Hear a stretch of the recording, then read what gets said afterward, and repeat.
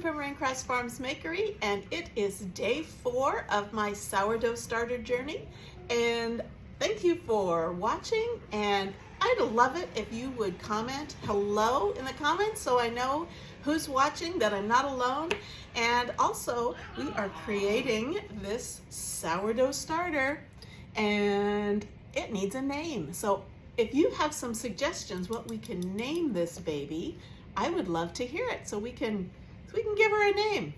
Okay, so like I said, day 4 in the morning, and I am not gonna lie to you, I'm a little concerned. I'm not seeing a lot of activity. There's not very many bubbles.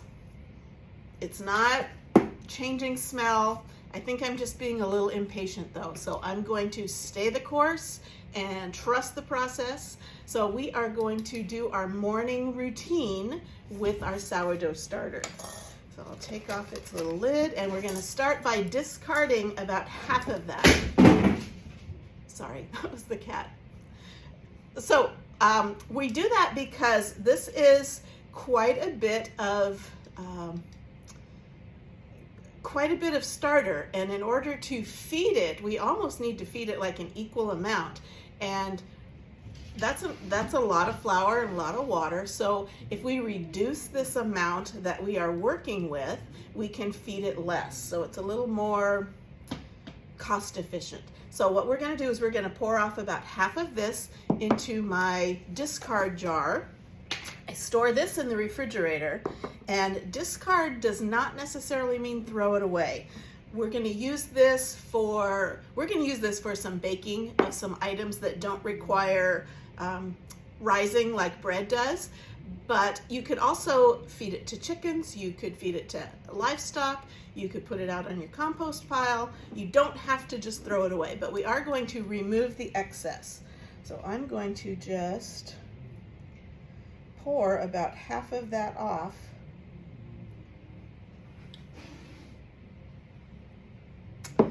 And like I said, we are going to save this back in the refrigerator for some other baking in the future, in the near future. Because look, I've got over a cup of that. That's enough for some pancakes. Okay, so we are going to feed this as normal. We have some unbleached all-purpose flour, and we're going to take 1/4 cup of flour and 3 tablespoons of warm water. 1, 2, 3. I don't know if you can hear it. My cats are playing with each other, so there's some growling going on.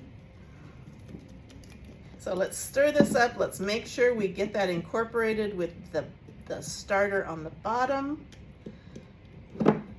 So we're giving it its breakfast.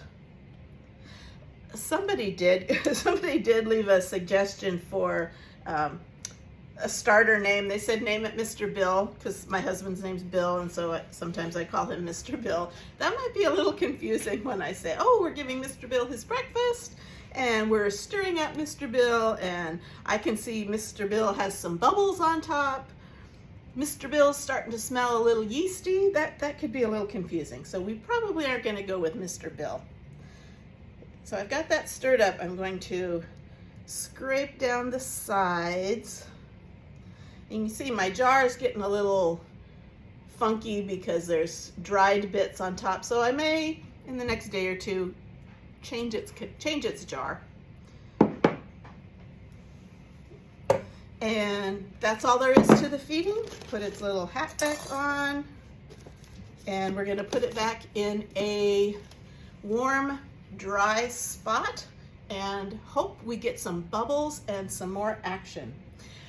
In case you're interested, I put together a little week 1 guide for sourdough starter, and if you would like to get a free PDF copy of this, comment guide in the comments, and I will make sure we get one to you. So thanks again. Happy day 4 in the morning, and we will see you tonight for day 4 p.m. Bye-bye.